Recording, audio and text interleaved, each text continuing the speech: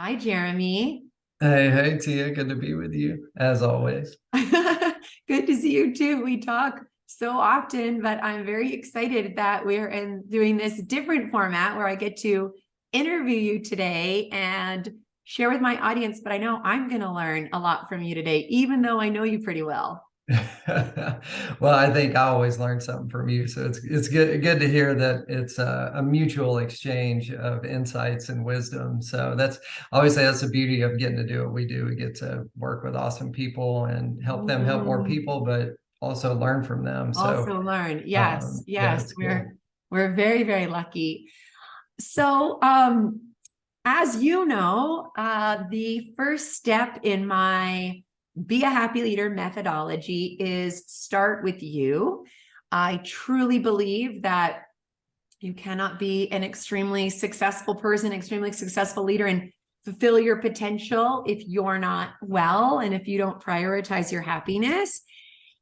And I've heard you say little bits and pieces about things, but I definitely want to learn more.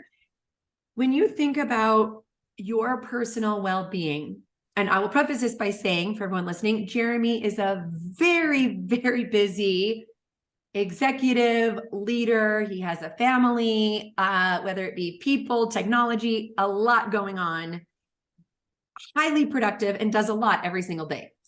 Just want to preface with that. So, my question is, how do you prioritize and take care of your well-being and your happiness? What do you do that helps you?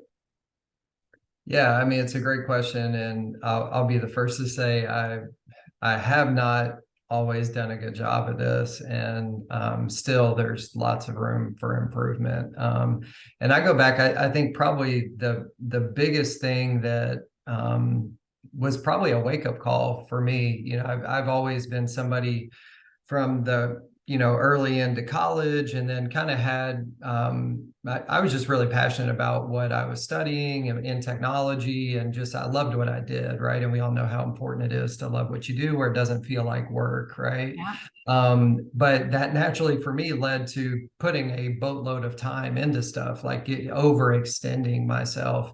And I didn't always like take care of myself, frankly, like just worked all the time. And I don't even know if I've told you this, but back in, I think it was 2006, I got diagnosed with cancer. And it was I like, didn't know. yeah. And so it was funny. I always remember it because my wife and I, Jane, we were about it was right when I was diagnosed, and then I had a procedure to try to like deal with everything. Mm-hmm. And instead of going on our honeymoon, it was the year we got married. Instead of going on our honeymoon, we were hanging out. I was recovering from a procedure, right? And so that's why I always remember it was the same year we got married. But Right. that was if I think back to that time, I was just like working. I was like working a whole lot. I wasn't really eating right. I wasn't exercising regularly. And I was somebody that fitness is, I played soccer in college. I've always been, fit. But whenever I got out of school, I was all in on my career, and obviously didn't have good balance. And So who let me ask you, when you said working all the time, can you give me a ballpark of how many hours you were working a week, would you say, during this time? Yeah, well, so what's interesting is during this time I had my full-time job, which I started off out of school in the public sector. So I actually worked for the state of Tennessee and was kind of architecting big like enterprise systems. So I was in the technology field. But in addition to working that, which be your typical, get there early at 7:30, get off at 5 or whatever. I saw this business opportunity and had spun up my own business, and I was developing some software around this idea, and basically was putting in hours at night too. So me talk about whatever, and I wouldn't eat lunch. I wasn't good about taking breaks for lunch. It was just like grind through lunch. Grind. The Yeah. typical things that like, I don't need to worry about that. I'm just go, go, go, right? And that Right. eventually catches up with you. So it's who knows like how much directly correlated, I mean, like there's always Yeah. Lots of questions about that factors. for sure. But there's no question that the way, the way I was living my life had some impact on that. And, that was a big wake up call for me early. And it wasn't like, oh, that happened and wake up and I was perfect afterwards. It's continued to be a journey, but I think that was the first time early on in my career, and this was 2006. So it's been a little bit now, that it was like, boom, this is serious, and you gotta make sure you take care of yourself so you can Mhm. ultimately take care of everybody else, Right. and Right. so. And so if you think about, maybe we look at last year, right? Or, even the last like 6 months of, can you share with everyone listening, morning, during work, after work, evening?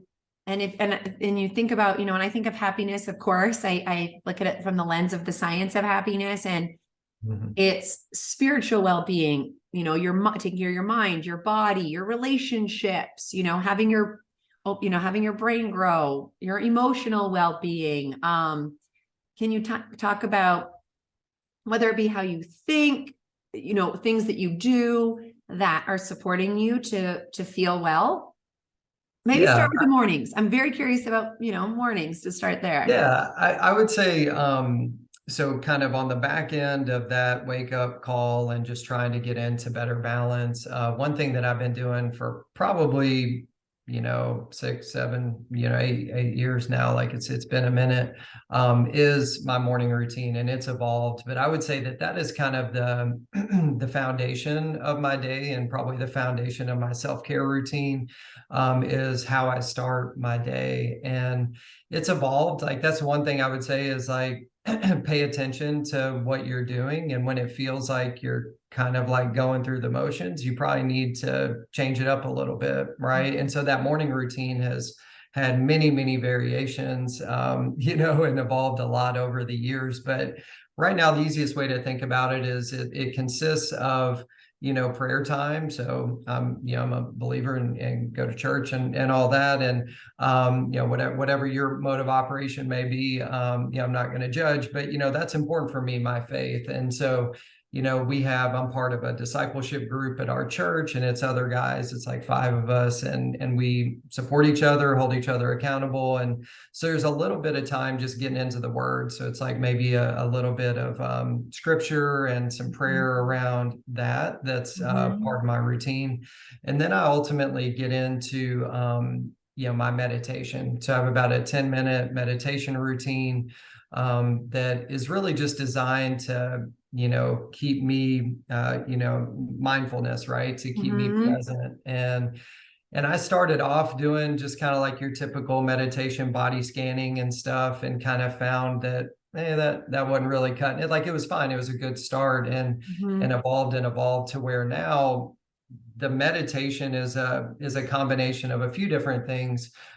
So breathing, so I do box breathing is the Mhm. technique I use to really try to lower my heart rate. And I've just found I've done different types of breathing, but the box breathing, if I don't know, you're Yeah. probably familiar, Yes. but it's the Yep. the pauses, right? Like the Yep. deep inhales, the pauses, the exhales, the pauses. That was kind of like a big, I saw a big difference when I started using that as my breathing technique. So it's that Good. breathing pattern with a combination of, body scanning. So I actually Yep. visualize the oxygen coming in and going down my, right leg, and then out, and then Love my it. left leg, right arm, left arm, right. So I'm Yep. kind of breathing through different parts of my body just to help me focus inward, right. Yep. And the visualization of that helps me. Yeah, I forget, it was maybe monkey mind, like the concept of monkey mind. And Yep. there's an author that has I forget the author, but that idea of how do you align or focus as many of your senses as possible around something, and it reinforces or helps you from, like, your mind scattering, right, and going Yep. other places. So that idea of visualizing the oxygen coming in, like, that's a key part of that too. But what's cool is, so in addition to breathing and kind of this body scanning, is a set of affirmations. And that's kind of like what, I'm kind of speaking truth. And some of that truth is, biblical, like Mhm. scripture-based truth, and other is just Mhm. like good affirmations about truths that I need to remind myself of. So I'll mix those up based on whatever I need to be telling myself at any. There's certain that are just foundational truths, more of the biblical ones that Yeah. that I don't mix up so much, but other ones I'll mix it up a little bit. But that's been really cool, is that as I'm breathing in and visualizing that oxygen, it's Mhm. speaking. I'm not saying it out loud, but it's those It's affirmations and just kind of speaking that over my body and just reminding myself. So it takes me about 10 minutes, and I use the Calm app, but it's just, self-guided. Like, it's yeah, just my noise is like the beach, crashing waves. Like, right. so I use Calm, but it's just 10 minutes of the beach, kind of that noise in the background. And I do that combination of breathing and scanning and visualization and affirmations. And that's been pretty foundational for me. That's Yeah. probably the one part of my morning routine that has been, even though it's changed over the years, it's been kind of a core component, and it Yeah. just So helps me stay supportive. present. I love how much detail you went into, because for anyone listening that isn't doing it consistently or feels like they can't, like, you just described a whole experience that someone can take and use. And do you ever pause? I'm just curious. Do you ever pause at different parts of the day for breathing? Not so much like a point, like not everything you're doing in the morning, but do you find that you use mindfulness at all during the day, or do you feel like you have this foundation in the morning and it kind of carries you through? Uh, I should, that I don't is the quick answer. Yeah, that's But good. I should. Like, I think that what I try to do is I try to hold on to some of these kind of, like the box breathing as being one thing, is if I Yeah, feel like a little anxious throughout the day, like I try to just be a little more intentional about my breathing. But yeah. I don't really step away and do more of like a Do more of the meditation, mini formal. meditation session. Yeah, But not to, I'm sure it would bring value, but I've just found that, when I when I get my mind right and kind of prime myself in the morning, that I've got yeah, a pretty good foundation for the most part to be able to navigate the day. right. And then the last little thing I would say that I've tried to add on in the mornings, and I'm not, like I said, there's none of these are perfect, right? There's always room for improvement.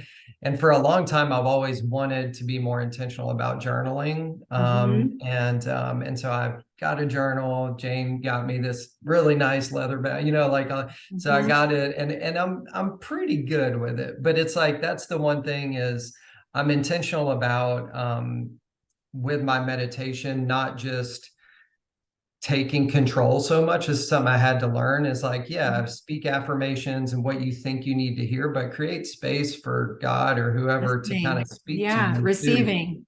Exactly. So the last part, probably minute or so of the meditation, is just the breathing over the full body, but just trying to listen and be aware for whatever, God wants to tell me. And so then rolling into, journal time after that, and just if there's some reflections or some things that came Yeah. to mind, or just gratitude, like, so I don't have like a super dialed in kind of Yeah. approach to the journaling, but it's something I kind of do and want But to you have do an more intention consistently. around it. And yeah, no, I journal, but it's not right. It's not very long, but I don't do it right after, because I also meditate first thing in the morning. But I love that idea of just receiving and then writing right after that. I think that, Mhm. 'cause it's like you're downloading without anything else in life or work coming at you, that it's like, that's fluid. I think that's super helpful for any busy human. Really, really helpful. Yeah. Um, And the thing I would say is, life is so busy yeah, that there's these signs, like these little things, that when you really take time to just like clear your mind and stuff, like there's the signs and the reality of life, the ups and downs, right? And just, I've just found it really cool to be able to capture it and look back and see how, God and other people are working in your life, when like a lot of those things you just forget about. Like, and if you didn't capture it, you Mm. don't have a way to go back and be like, oh yeah, like I've kind of been here before and I got through it. So like, so it takes time to capture and then takes time to look back. But, I just think our minds can only hold so much. And if you don't do that, you just forget about a lot of things. No, you're making me think. So Dr. Ben-Shahar, who I studied positive psychology with, he talked a lot about, like, in modern world, we are so fast moving. Obviously, everyone knows it. And we do a lot of thinking and it's a lot of action, right? It's like Mhm. think, do, think, do, think, do, think, do. And then we sleep and wake up, think, do, think, do, think, do. But the more reflection that we have, and we take that time, even though we feel like we don't have time, it elevates our thinking and doing, like we become Mhm. higher versions of ourselves. So I think it's such a good reminder. I was actually talking to someone 2 weeks ago about what is the true value of being still. Like Mm. for a busy executive entrepreneur, we know the value of productivity, but what is the actual value, whether it's economic value, health value, marriage value of stillness? Because a lot of us are, if you're type A doers and you'll be successful, like stillness is like, I could be doing a lot of other things. Like, why would I Oh be yeah. still? You It's know? hard. Yes, it's hard, but it's such a good, and especially for the start of the year. Oh, I love that you're talking about this. Okay. We could probably spend the whole Yeah. just talking about your happiness, but I want to switch gears because there's other pieces that I want to share with everyone listening. Can I share one more thing real quick Yes, for of a course, second? of course. Like, I think for me, the the biggest aha was kind of this, and this is common knowledge for you and people that work in your space, but it's like, yeah, you're trying to get to some destination, right? It's like career success, like, but whatever it is, like we're driving hard. And Yeah. for me, it was like, taking time to be still or focus on myself, like whatever was a distraction from that. And I think for me, when I really aligned and saw that, like, hey, like when I take care of myself, right, I'm able to move down this career path or like get to this destination, quote unquote, right? We know that there's not some like The magical goalpost finish keeps line. moving. Yeah. Yeah, but you're able to just kind of like be more efficient in how you get there and get there faster maybe. So it's like it's all intertwined, and I still struggle with that a little bit because you have to make decisions each day, like, and like, do I just work more on my to-do list or do I take time to go exercise? Like that's one Totally. that I'm not, like that's one of the things, like You want to getting do more of? I have to do more of it and I know it, Yeah. and I'm like in this weird like funk with it. And but I just know that like it's like that multiplier, like when you do it, not only do you feel better, but you show up at Differently. a better level for everybody, work and personal. So it's just kind of like getting those priorities straight, and Yes. almost like being like, hey, I'll try it. Okay, like I don't get it, I think it's counterproductive, but I'm going to really lean into it. And then once you Yeah. see it, right, it becomes easier. But it's a work in progress, and I think No, that no. exercise. I wake up some mornings because I love waking up before my kids. So I have like an hour and a half before they're awake. And yeah, there's mornings I'm like exercise or work. And a lot, it's like work, there, I mean, if you like your work like you and I do, it's desirable, it's satisfying, it's fun, it's interesting, and you feel so good to cross stuff off your to-do list. You get that Mhm. dopamine, Oh yeah. all of that. Um, and yeah, of making a decision of like, no, less on the to-do list, and I'm gonna ride my bike, or I'm gonna do maybe, since you're talking about you're in a little rut. So there is this app, I don't know if I told you about. It's the number 7, and it has 7-minute hit workouts. And Oh, cool. I learned that a 7 to 10 minute hit workout is the equivalent of a 25-minute run, not like a sprint, but like a jog, of what Yeah. it does to your heart and stuff. So sometimes when I'm like, I have no time, I will literally do a 7-minute hit, and that's all I'll do, but at least it's something. Yeah. So anyway, I love that. I Yeah. Thank share. you for Thank you for the pro tip. I'll Yeah. have to, If you, I think I can handle 7 minutes, that's what I right? tell them. Like everyone's got 7 minutes. Yes. Yeah. Okay. So your incredible company, which I am a client of and have turned many people onto as well, brand builders. And I know you have this incredible group of about 30 or so people, and you really have been instrumental in having it grow and evolve in addition to working with clients directly, is all about supporting people to create and grow their personal brands. And it's for entrepreneurs as well as people in organizations, all industries. There's literally no industry that isn't positively affected by personal branding. But I want to start off by you just explaining what personal branding is, because I'm sure there's lots of confusion. Not everyone listening knows exactly, but according to you and brand builders, just tell us what personal branding is. Yeah, and it is kind of a foundational question that needs to be answered. And so most people think personal branding is, your social media strategy, or they think it's being a speaker, an author, or they think it's being an online influencer, a YouTuber, right?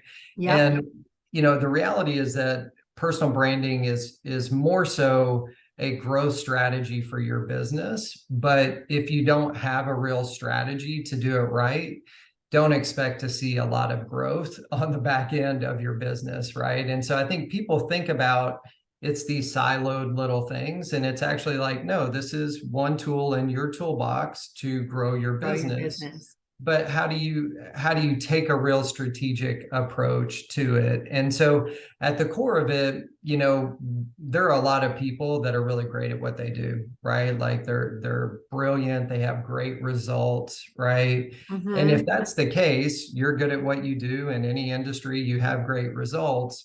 What we're going to say is, what's the strategy to make more people, could be consumers, could be strategic partners, could be whoever we need to kind of like, whoever's a priority for you.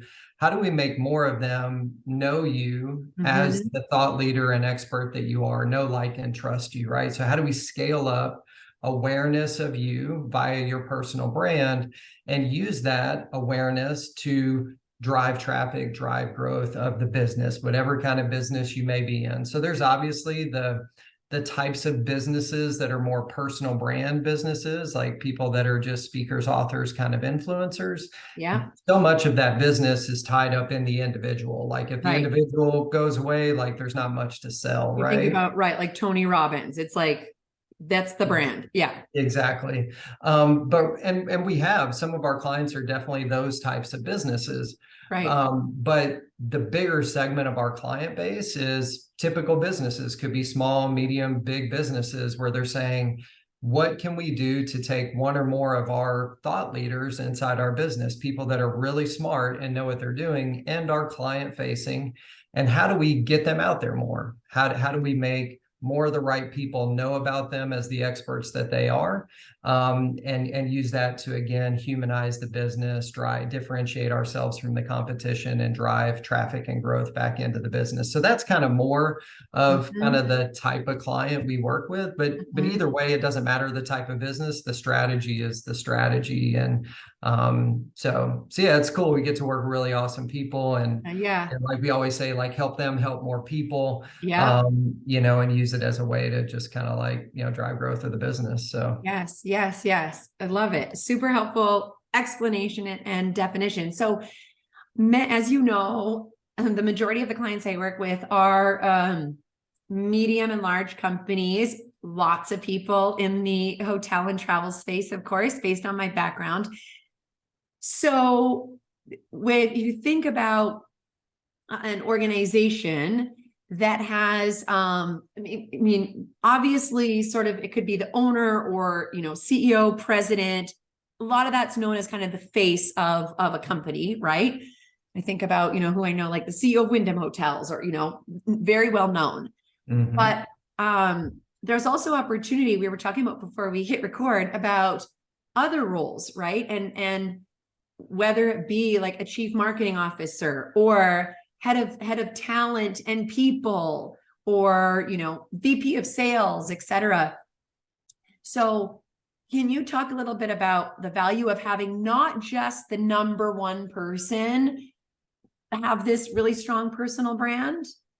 Yeah, I mean, I think at the end of the day, there's this value in having more influence, right? Like maybe you're somebody that influences consumers to buy, or maybe you're somebody that influences strategic partners to partner with you, or maybe you're somebody that influences internal employees to want to get up and come to work each day and do good work, right? Like, so Right. if you're in a role of influencing people, then this kind of applies to you. And it's not going to be something that you scale across hundreds of employees, right? There's strategic people that you would take a more tactical approach to doing this. But what's important to understand, before we dive into some of the kind of like happiness benefits, which is really what we're here to talk about, is Yeah. like beyond beyond kind of it's cool to do or whatever, like why would a business care about this? And there's a few stats I'm gonna look over here to pull them, but these are from our trends in personal branding national research study. So this is real data backed by consumer trends in the US. And so it says 72% of Americans are more likely to trust somebody with an established personal brand. And we know that trust is fundamental. I don't care if you're recruiting new people into a business, or you're trying to lead people, or you're trying to get consumers to spend more money with you, right? Like whatever role you're in, if you're looking at how you can increase trust and accelerate building trust, Yeah. building your personal brand directly correlates with that. 82% of Americans agree that companies are more influential if their executives have an established personal brand, Mm. right? So it's kind of like getting at the More scenario. influence and more trust. Right. Exactly. And then the last one that's really cool, because we all know that, at the end of the day, we got to, make sure we're selling things and money is, the finances are working out, that 58% of Americans are willing to invest more money, right? So spend more money with a brand, if they know the individuals behind the brand, right? There's an Mm. established personal brand. So at the end of the day, it's a trust accelerator that Yeah. helps with so many different things. And so that's why companies, period, need to embrace it. And we always like to say it's this idea of not just outsourcing your influence. Like influencer marketing has been around for a while, and it'll Yeah. continue to be part of your growth Yeah. strategy. Yeah. But how do you also insource your influence and take one or more key people inside your business and kind of get them out there more too? So when a company decides to do this, talk about the connection between your personal brand and then happiness at work and in your career. Yeah. How these two connect. Yeah. So I love the question. So, there's the obvious just bottom line benefits, which I just hit on, but to be on brand, arrive at happy leader, right? It's like, that's really what we're here to talk about. So, when I think back to my own journey, like where I've found the most fulfillment is when I really connect to what I'm doing, right? Mhm. Like, like there's a why behind what I'm doing. And I feel like Purpose. I'm not just, purpose. I'm not being told to do something and I got to show up and do it. Yeah. And one of the key first steps, right, of building your personal brand is how do we connect the work to you personally in a more like meaningful way. And you'll continue Mhm. to, like have the business mission statement and all those things like that Yeah. needs to exist. It'll be there. But how do we actually go a layer deeper and say Yeah. that like, what am I excited about doing? This is our brand DNA helix, right? We Yeah. say we have to look at the intersection of what the world needs you to be. So you're Yeah. solving real problems for people. They're willing to pay you money to do it, but you were also designed to do something too. Like, and that's the stuff Mhm. that lights you up and you're just like jump out of bed to do it. And you Right. don't want to swing too far in either direction because that's not good, right? And too Right. far either way. But when we find that sweet spot, you can really like know what the company mission is, be aligned with it, but also dig a little deeper into like why this is personally important to you, like your little Mm-hmm. niche inside it, and Mm-hmm. connect the work to something that you're like, man, I was designed to do this. And I feel like it's aligned with the business, but also unique to me as an individual. So for me, that purpose, being able to connect the work you're doing with your why or your purpose, and that takes Yeah. digging in. You got to dig Right. into some details and your backstory and all this stuff that we kind of dive into with clients. But I think that's step number one, is connecting personally with the work you're doing. Yeah. But it being aligned with the business is important, right? It's not like we're trying to take you off into some different direction that's Right. But counterproductive. having you even more connected. And I mean, also, as you're talking, it makes me think, that when companies do this, and I'm thinking of, because I'm, ex sales leader, right? Yeah. Of when a company does this and helps you elevate your personal brand connected to the company that you're with, and that there's that alignment and purpose, is that um they're investing in you even more, right? Like they're Mhm. like, hey, we want to help you grow your brand with this company. Like we believe in you. We think you're amazing. That just that is super motivating. And I would think would also drive loyalty. Not that you think all your executives are going to leave, right? You're hopefully not, right? Otherwise, but Mhm. it's a bit of it. And this is like I think an awesome byproduct that just probably happens is like, I think if you had your whole executive team doing this, it would make it even stickier. And that, everyone's talking about loyalty of like, everyone would just be more connected together. And then the last thing I was thinking is, it's so, I know for me personally, I think it's fascinating to learn everything that you guys teach. It's like this super cool school and you do it, right? But Mhm. I learned so much from you, Rory, AJ, everyone. And when you're learning, the science of happiness research shows when you're learning, you're happier, Oh right? yeah. So it's also this professional development learning that companies are giving when you're investing in personal branding, because it's not something that, everyone's learning in university, right? Yeah, Like, for sure. so I think, yeah, all Yeah. that I think also it connects to happiness too. Oh yeah. And I want to dive deeper. It's actually a great segue into that second item you mentioned, which is about retention, Yeah, right? How do you attract and retain top talent? right. And I think there's no question, like you said, if from the top down you're investing in people and wanting to help them get out there to have the biggest impact possible. Like I believe in you. I know you're smart. You've got great insights, right? Let's let you scale up the impact you can have on not only on this company internally, but externally on the people we're serving, right? Yeah, That I think, right, goes a long way. Like you're saying, like, wow, they yeah, believe in me and they're willing yes, to invest in me. Now they're doing it because they also see how it helps the company, right? Like I right. get it. But it's But they're helping not them and the company. It's helping exactly. both.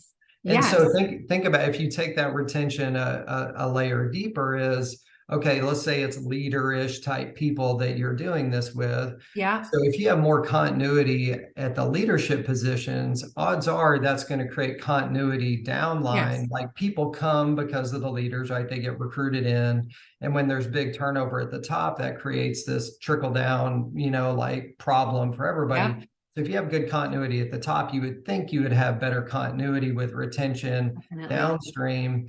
And it's just the culture is more sticky. There's just the relationships you build are there and it's not new.